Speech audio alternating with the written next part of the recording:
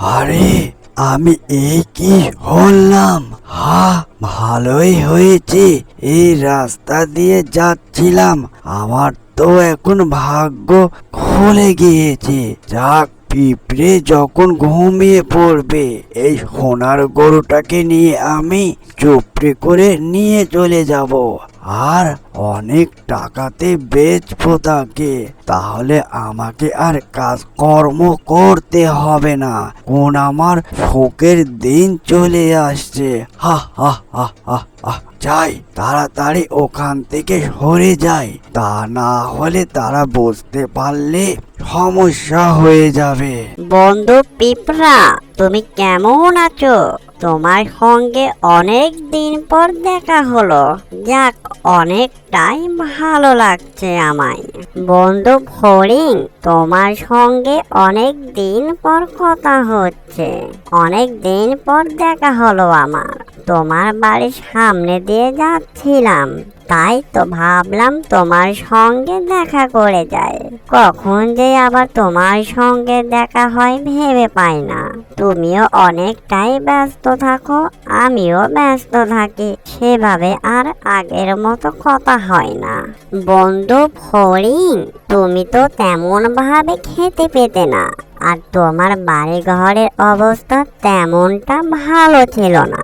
তোমার বাড়ি ঘর অনেকটাই সুন্দর, এত কিছু করলে কেমন করে বন্ধু ফড়িং?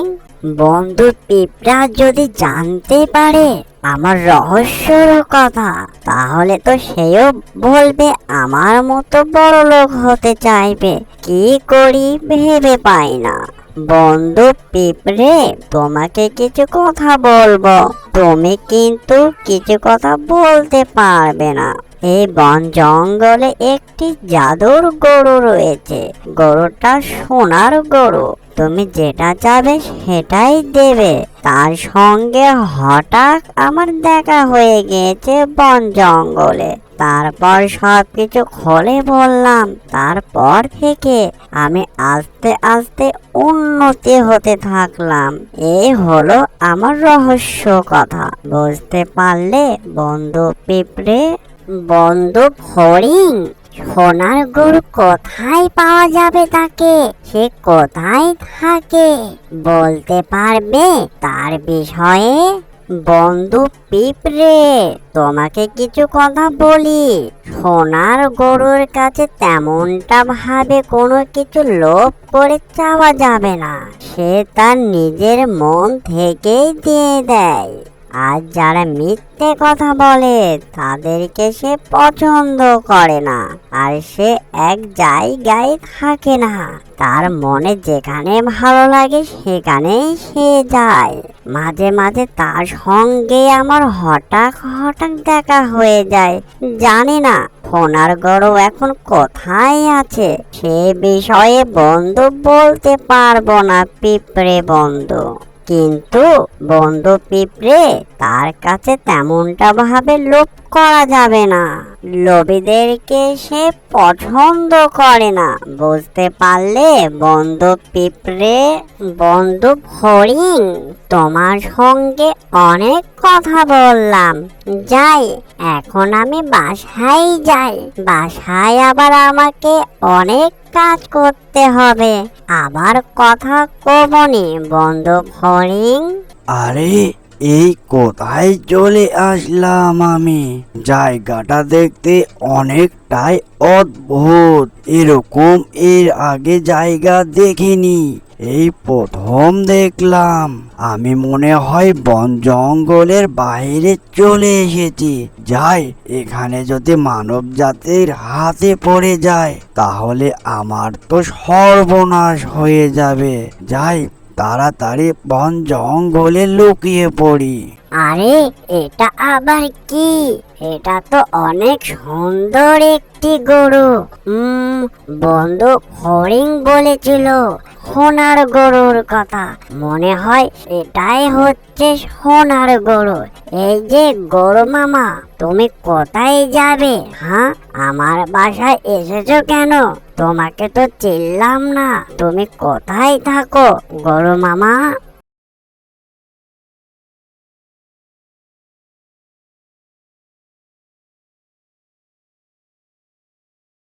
এই যে গরু মামা, তুমি কোথায় যাবে?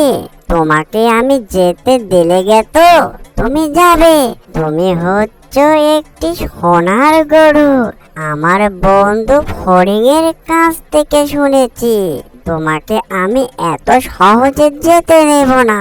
এই যে গরু মামা, আমার অনেক স্বর্ণ টাকা পয়সা দরকার, আমাকে দাও, বেশি বেশি করে দাও। আমাকে যেন আর কাজকর্ম যেন না করতে হয়, আমার বাকি জীবনটা যেন আয়েশ আরামে যেন যায়। বুঝতে পারলে গরু মামা? আরে আমি এই কি হলাম? ভালোই হয়েছে, এই রাস্তা দিয়ে যাচ্ছিলাম, আমার তো এখন ভাগ্য খুলে গিয়েছে।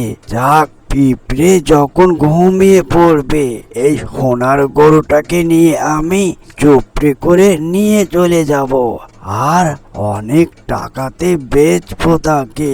তাহলে আমাকে আর কাজকর্ম করতে হবে না, কোন আমার শোকের দিন চলে আসছে। হা হা হা হা হা।